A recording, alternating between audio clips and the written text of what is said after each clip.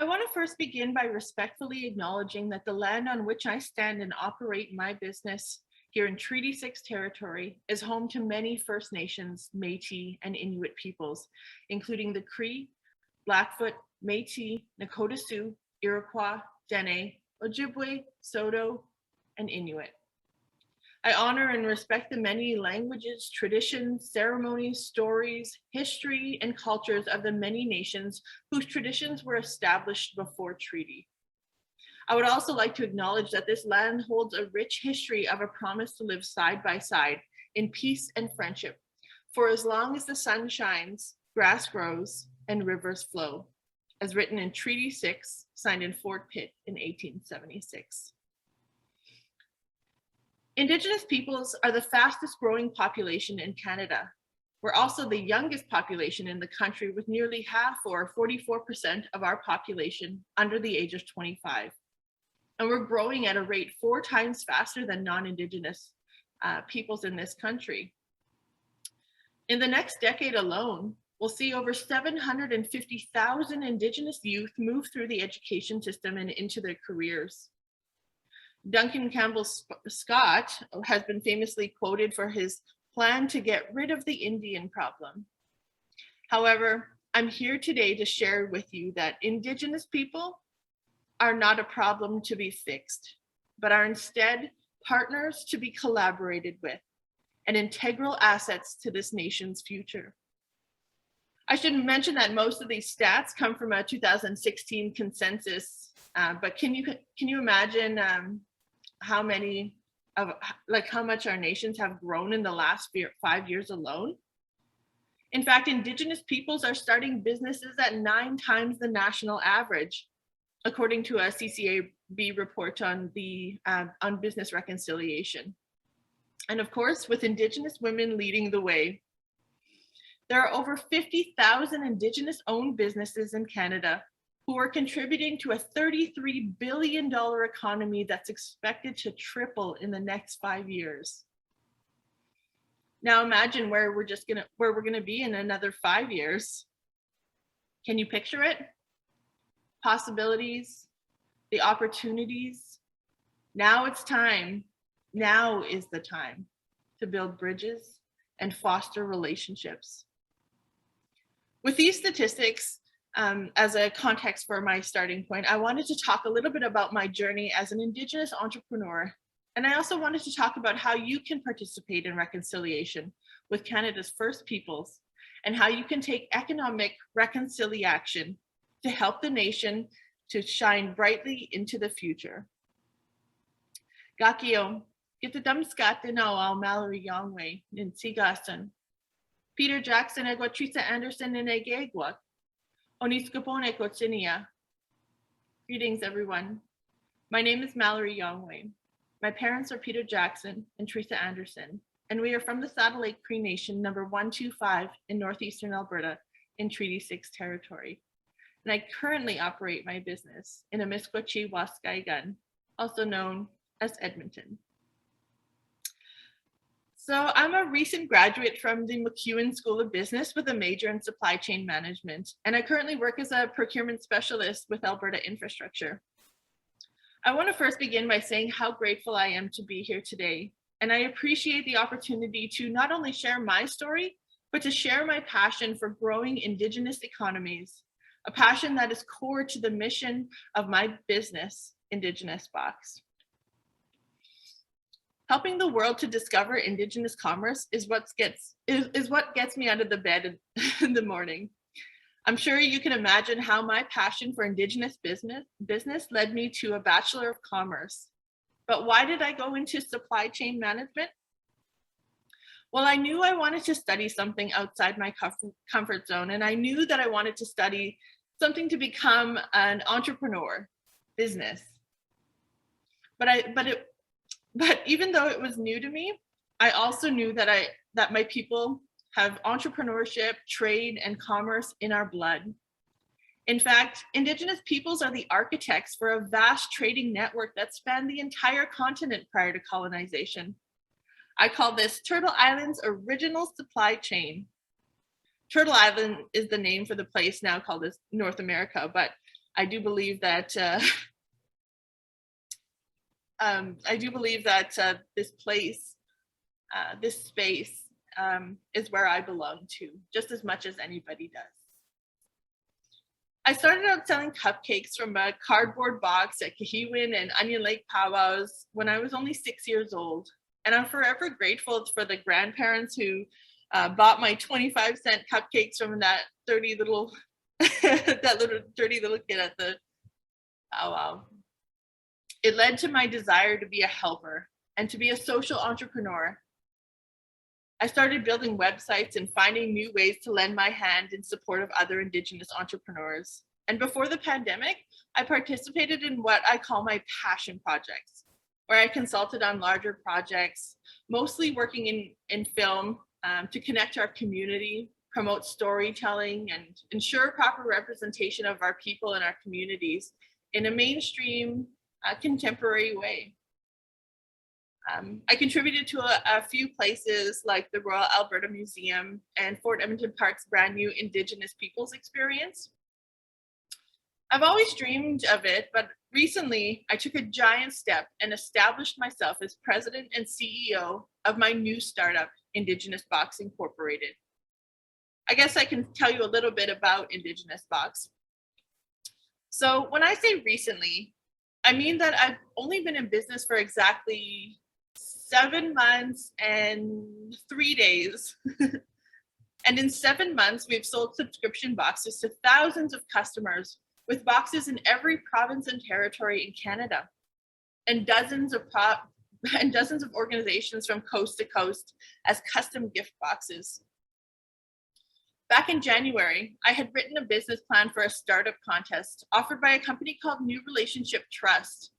They're based out of BC.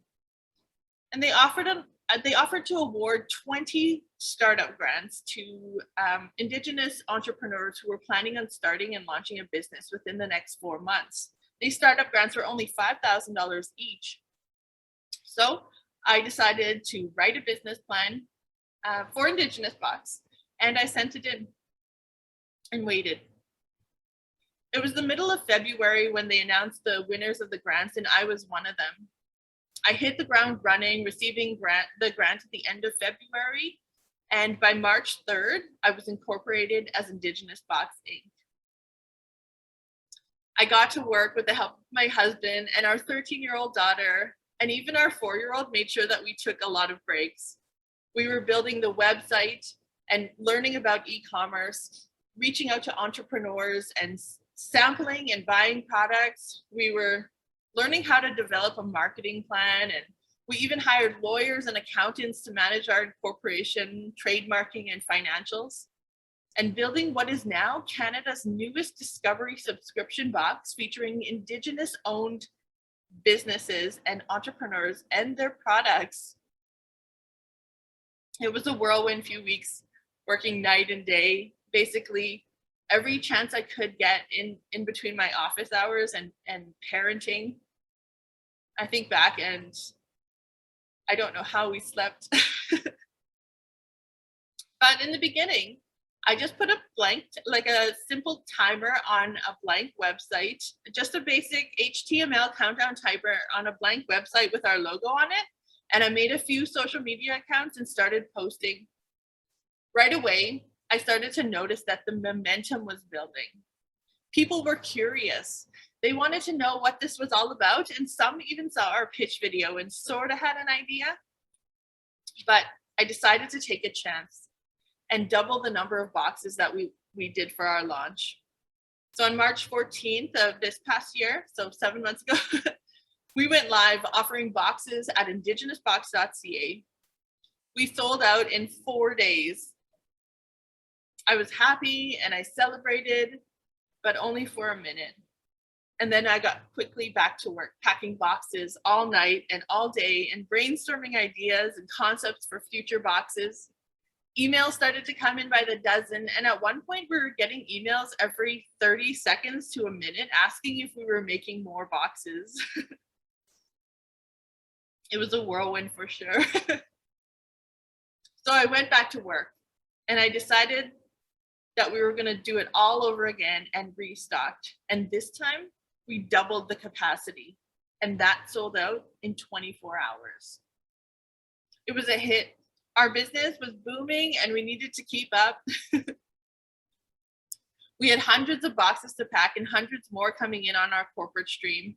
Media was calling and interviews began.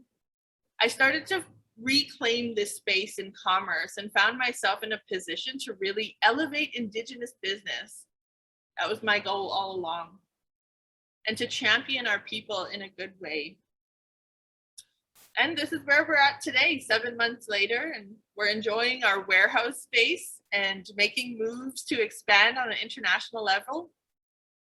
I fully intend to keep moving this business forward and doing the best that I can to represent our people in a good way, with good intent and with big, bold action. So today I want to share with you 3 steps that I believe took me from being just awkward, nerdy Mal to being awkward, nerdy Mal, president and CEO. But I believe that this could be the foundation to nehiyaw, to live a good life. So step number 1, establish a positive, productive, and problem-solving mindset. Now, I grew up in my community of Saddle Lake, and I had a lot of siblings. There was a whole bunch of us. I had my parents who gave us a lot of room to explore and who raised us as what I like to call free-range children, out on the land, barefoot, adventurous. We had horses and dogs, chickens, and we had the land. But most importantly, we had each other and the whole community of support. Despite all of this, it didn't stop me from finding trouble, which eventually led to my departure from school and a new beginning in Edmonton.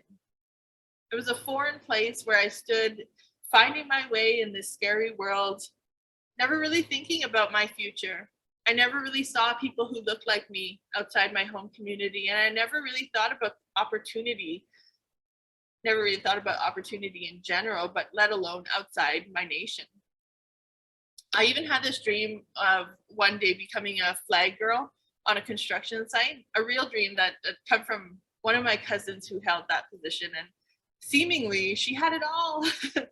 She had it made. She had freedom and a paycheck. But coming to Edmonton, I found that there was more to be had. So my mindset journey began when I took the opportunity to attend Dreamcatchers Youth Conference at MacEwan University. I was a student speaker and a mentee to the host. And I presented on a session called When Opportunity Knocks, How Will You Answer? Truthfully, I didn't even know the answer to this question, but it was the first time I was a speaker at an event. I presented this session and it was uncomfortable and it was foreign. It was a strange place to be. And to be honest, it was the first time I had ever stepped foot in an institution, in a Western institution, and the very first time that I saw myself in a different light. I couldn't help but think that here I was in this same institution, the same place that my grandparents would have never stepped foot in. And here I was talking about opportunity of all things. I was driven by the thought that I was responsible for writing my own story. I'm responsible for moving our people forward as much as I could, but despite being a scary place, I made the best of a bad situation and I delivered. In fact, I continued to deliver. I continually found myself in these situations where I had no idea what to do, no idea how I was going to get myself out of this one. But I did. And it wasn't because I knew everything or that I did a really terrible job at it. It was because I had established a problem-solving mindset. I told myself that everything is figure-outable and that things will always get better. I was resourceful and I maintained a positive outlook no matter what life presented to me. So many years later, I found myself in the first year of business, first year of my undergraduate, studying commerce in supply chain management. And I was taking Business 201, Introduction of Business. So in this class, there was one major project, and this project was to build, create, and run a business for 6 weeks using only $5. And so here I was in my head thinking, I can basically be starting a business with my $5 treaty money. But so here I was in this group with our four people in a group, and a total of $20. And so we had spent $19 on candy and brown paper bags and developed this business idea that if we bagged the candy and marketed the space on the brown paper bags as a potential for local businesses to connect with students on campus, then we can sell the candy bags on campus. So here was our value proposition. We bagged the candy and found that not many businesses saw brown paper bags as profitable marketing opportunity. So in comes problem solving Mal, and I went and negotiated with various local businesses, and we found that in exchange, and they liked this idea, that in exchange for business gift cards, they could have their logo placed on the brown paper bags, and it wouldn't cost them a thing. We did all the printing for free on campus. Now, so for every 10 bags, we included a gift card so that the buyers, our students on campus, had the opportunity to win one of these gift cards from one of the local businesses. We sold the bags for $1, so the opportunity to win a $10 gift card was pretty high, 1 in 10. And it ranged from $2 Tim Hortons gift cards to $25 Starbucks or Subway gift cards. It was not bad for some poor students who just wanted some candy. Plus, they got a sugar rush in between classes. So that was worked out for us. Now, at the time, not one of my business professors told us that this was illegal and that it ended up turning our $5 into over $1,000. And we donated it all to charity. So we definitely got an A+ for problem solving, but a giant F for business viability and sustainability. I called this business surprise bag.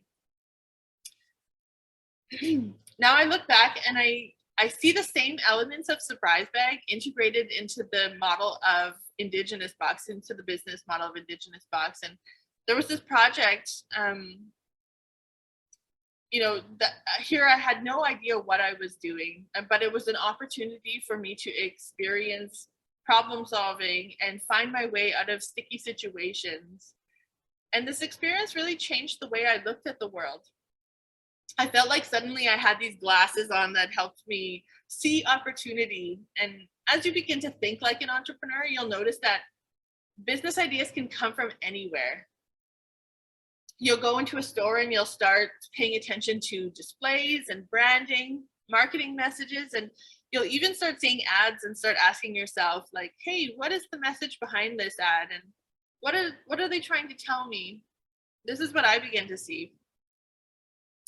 And then I began to see more and more Indigenous representation of Indigenous people in places of commerce, Indigenous people leading the way in business. I started to be aware of representation of people who look like me in places that there was little or no representation of us before.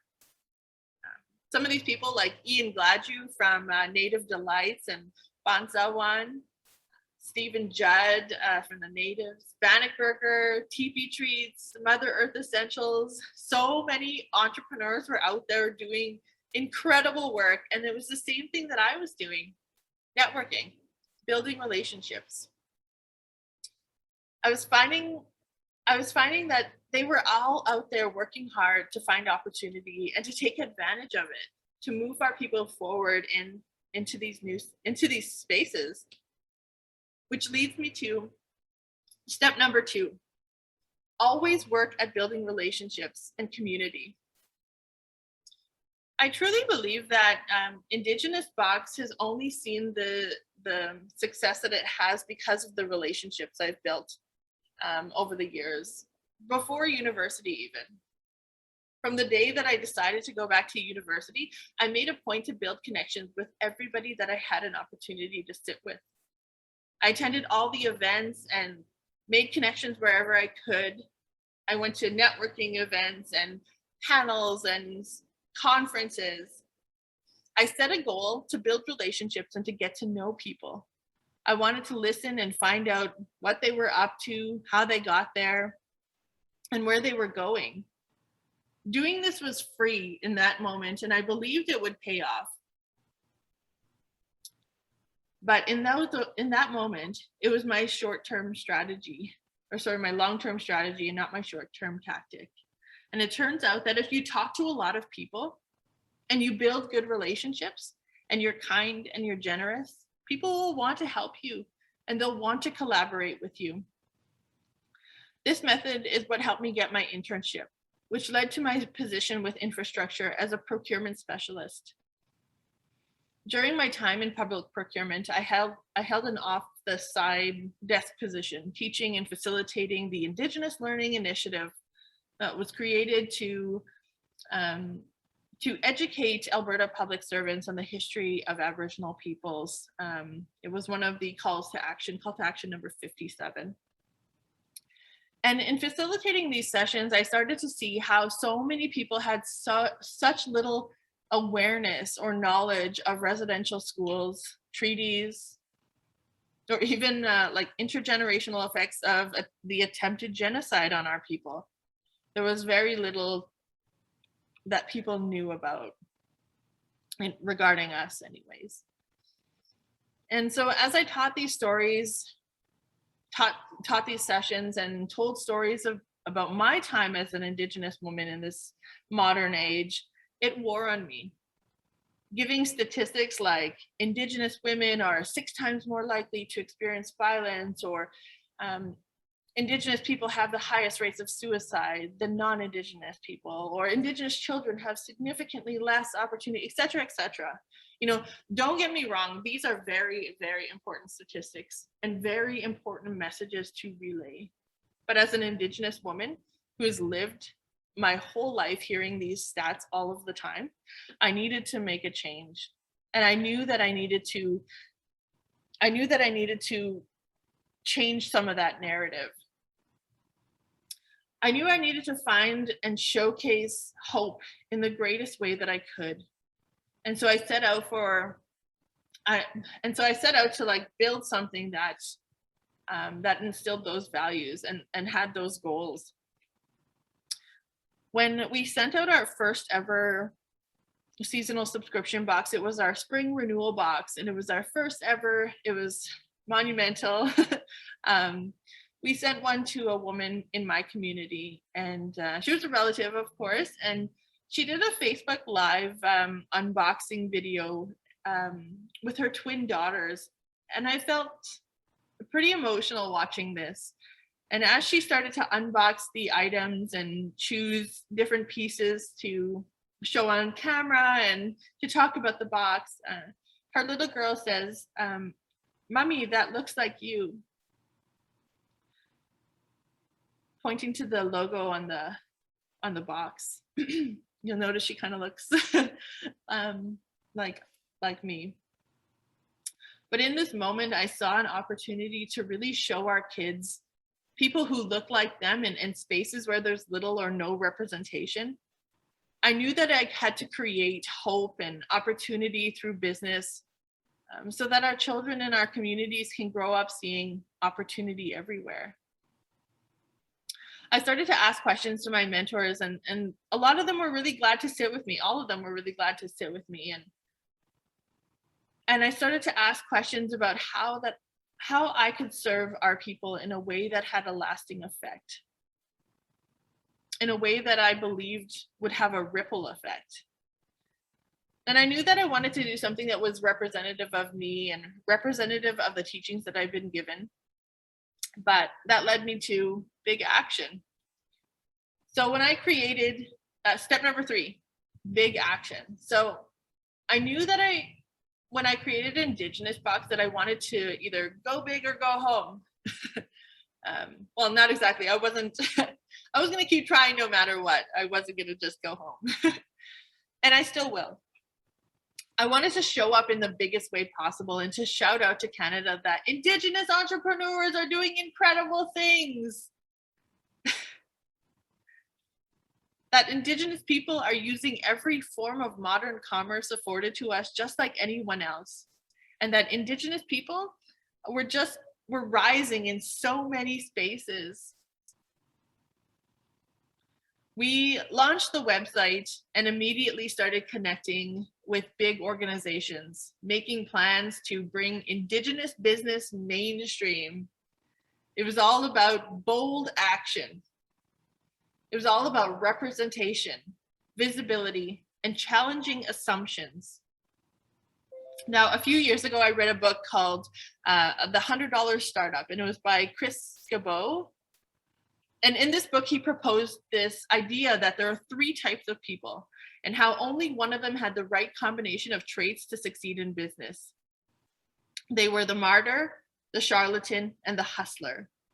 And so the martyr is someone who does a lot of work selflessly, but isn't able or doesn't want to tell anybody. And then the charlatan is a person who is all talk, but doesn't have any substance. They don't do the work. And then you have the hustler, who has big talk and backs it up with big action. The one I wanted to be was the hustler, the perfect combination of work and talk.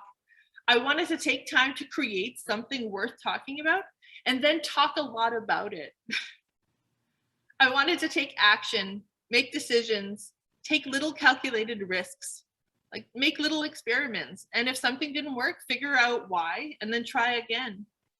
The more times I did this, the more they became habit. And the more I worked hard to develop this concept, the more I began to believe that I could connect people and act as a bridge to building Indigenous economy, act as a bridge to connect our people, to connect Canadians with Indigenous business. So to summarize, step number 1, establish a good mindset. Relationships are key, and take action. And make it reconciliation. You bet that I'm going to be working hard and continuing to build capacity within Indigenous business. So you can help by taking time to create space such as this event, and space for me to share my story, space for others like me to share their stories, and to connect our communities and our people. Take time to learn about the true history of this country and learn about the systems and the policies that were aimed to destroy our people and our culture for the supposed betterment of society.